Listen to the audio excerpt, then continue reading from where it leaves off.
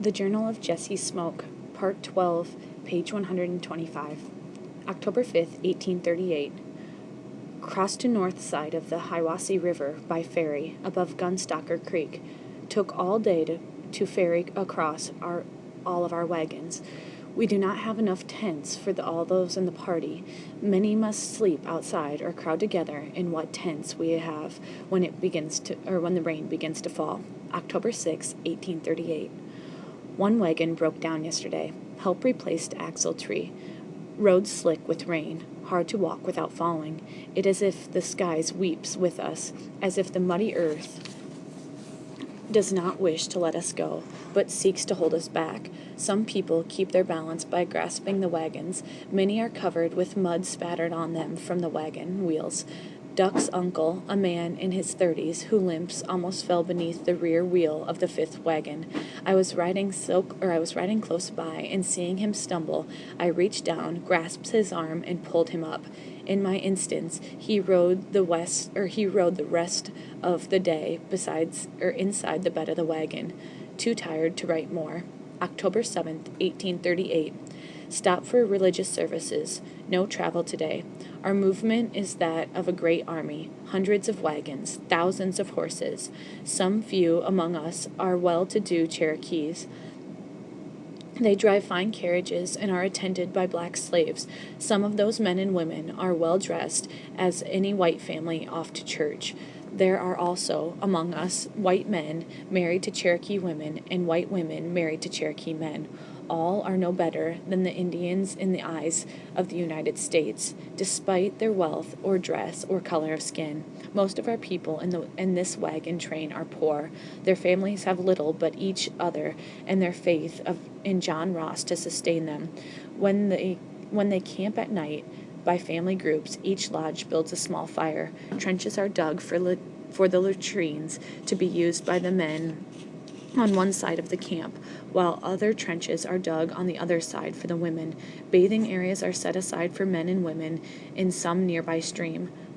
Clothing is washed. The small evening meal is prepared and eaten. There is little conversation. Most are too exhausted or sick or dispirited to say much. Our light horsemen stay at the flanks and guard our rear as we travel. We are still being harried by white men. They follow us, hoping to cheat us out of what little we have, or steal what they cannot get through the gully. Several of our horses have been seized by white men for payment of unjust and past demands. Also, we have encountered sellers of cakes, pies, fruits, cider, applejack, and whiskey. Sharks, all eager to snatch what little cash we carry. Sadly, some of us are too ready to oblige them. The light horse must keep an eye out for these merchants and also keep control of the Cherokees who become drunk and forget their sorrow. Whiskey is the bane of death. October 9th, 1838. Second ferry crossing at the Blythe Ferry over the Tennessee River, a short distance above Jolly Island at the mouth of the Hiwassee. Ferrymen's charging the Cherokee immigrants double the normal rate. They also delay each crossing as much as possible, saying they must mend the cable, make one repair or another. The ferrymen are paid by the merchants who have made their camp by the river. Though our light horse tries to keep the whiskey sellers away, we cannot use much force against them since we are Indians, and they are white men. October 10th, 1838. Our whole party took 2 days to cross.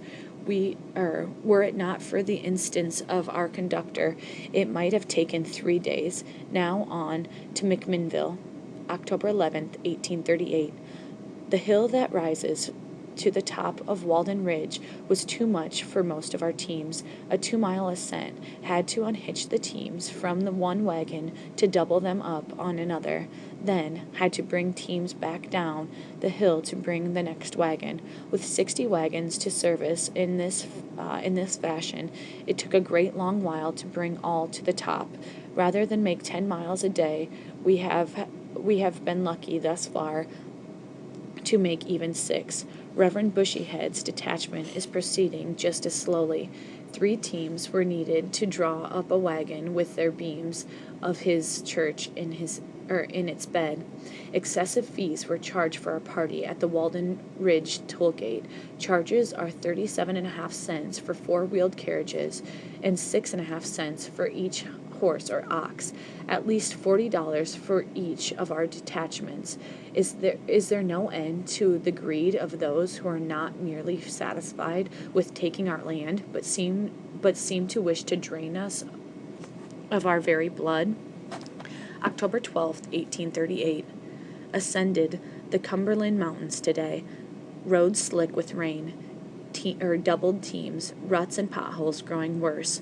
Once again, we had to pay a high and unfair toll, 73 cents a wagon and 12.5 cents a horse. Some of the parties behind us may try to find a road to take them around these toll gates where greedy men are cheating us. We made 8 miles today. October 13, 1838. Descended the mountains. Brakes failed on one wagon. It overran the horse and then tipped over. One horse was killed, one older man and one young girl with broken legs. No others hurt. Our doctors set their limbs and made them comfortable. Preacher San and I were among those who righted the wagon and pulled the injured out from beneath it. Rest of the column continued to move with while several men stayed back to repair the wagon, which will take at least one full day. It will join one of the detachments coming on behind us. Despite the accident, we made 12 miles today and halted at the Collins River. There we made camp, issued corn and fodder and cornmeal. October 15, 1838. Rode back and forth all day to see the progress of other detachments ahead and behind. Just as in our party, they find it hard to rouse the people each morning from their blankets. It sometimes takes all of the morning to get everyone upon the trail moving forward in a slow shuffle. People turn and look back at our mountains with tears in their eyes. Each day at least one person does not rise from their blankets, and a grave must be dug by the roadside. In some detachments, whooping cough has appeared once again, and among the small children, we are still suffering for the want of sufficient clothing. We have been promised that warmer clothes will be issued when we reach Nashville, where Lewis Ross has contracted for our supplies. 80 or 90 people are now on the sick list. Trouble in Reverend Bushyhead's party with their animals. The oxen have eaten poison ivy and are sick. They have pulled over until the oxen are well again. Detachment led by Situwaki and Evan Jones has passed them. October 19, 1838. Passed through McMinnville earlier today. Watered horses and oxen in the river in the river. Next water was 12 miles ahead. Made camp at Stones River near Woodbury. Ben Rainfog kicked by his horse while it was being reshod. 2 broken ribs. October 20, 1838. I have written nothing about my family for some times. It is because we have been blessed with good fortune as any may enjoy on this sad journey. My dear mother and my 2 sisters are strong and well. All of them are able to walk and keep up with the wagons without great difficulty. My mother has taken on the task of driving the oxen that pull the wagon.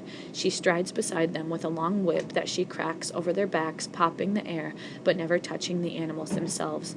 Emily's cough has completely vanished. Ruthie has grown an inch in height, and now she is the sister who is always hungry. I am thankful for their health and for the help our dear friend, Preacher San, gives them almost every day. Elizabeth remains with us also. Today she gave me a scarf to wear around my neck. I did not know what to say, but she knotted it about my neck and then looked up at me with satisfaction. Napoleon nudged her gently with his nose as she stood beside me. She responded by stroking his cheek. He seldom favors anyone in this way, far preferring kicks and bites as shows of affection. I took it, as did Elizabeth, that my cussed mule approves of her presence in our company. October 21, 1838. Rode ahead 10 miles and spent this day with Reverend Jesse Bushyhead's detachment. Oxen are recovered from the poison ivy, but their progress is still slow. They have been encamped for 2 days now, remaining near McMinnville, Kentucky, to regain their strength. Many old and infirm in this party, as well as the number of discontents discontents who have given themselves to drink. Though there are many Christian Cherokees in this party, the great majority do not profess any Christian faith, shared in Reverend Bushyhead's services, which took place on an old hill at Shell's Ford on the Collins River, where he preached to large audience. 3 were baptized. A good number of the white citizens in McMinnville took part in the services and commented on how fine a preacher Reverend Bushyhead is. There is much sympathy in this town for the Cherokees. October 22nd, 1838, Reverend Bushyhead's party held council. They were compelled to leave without satisfaction of their claims. They fear fraudulent demands will be made to defeat them. They urge that no further consideration of these demands be while the Indians are denied the opportunity to be present or represented. I am carrying this message from them to John Ross. I will ride back with it until I meet Lou Hildebrand or another of our nation's couriers who will carry it the rest of the way. October 25th, 1838. Rode ahead with a message for conductor Elijah Hicks. Today was spent in the company of the Hicks party. They have experienced considerable difficulty with drunkenness. My friend, Bear in the Water, is with this party. When he first saw me in the early morning, he raised his hand in greeting and made no move to come closer. I knew it was because he did not wish me to smell the whiskey upon his breath. My heart sank in my chest when I saw him, but I raised my hand in greeting towards him, and then I moved on to deliver my messages. Nokowi, who had been one of the leaders of this party, has completely given himself up to whiskey. For several days the light horse had to drive him along the road with his hands fettered. Chief Whitepath died today. His age, his sickness, and his hardship of the journey were too much for him. I watched this evening as he was buried close to the road, facing the east. Bear in the Water was the one who helped dig the grave. He seemed sober, and there were tears in his eyes. Whitepath was his uncle. A tall pole painted white was erected over Whitepath's grave. A flag of white linen flies from its top to tell all who pass that this was that the body of a great man rests here. On this same day, 2 infants were also buried.